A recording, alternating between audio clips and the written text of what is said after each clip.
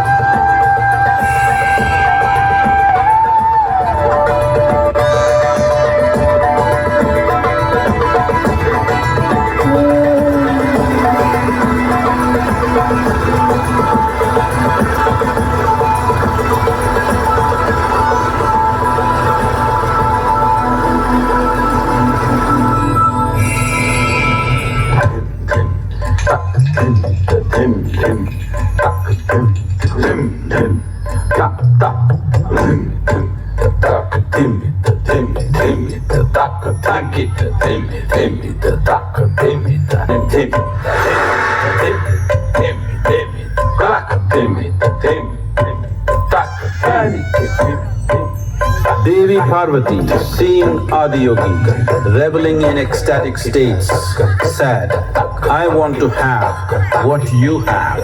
Show me the way.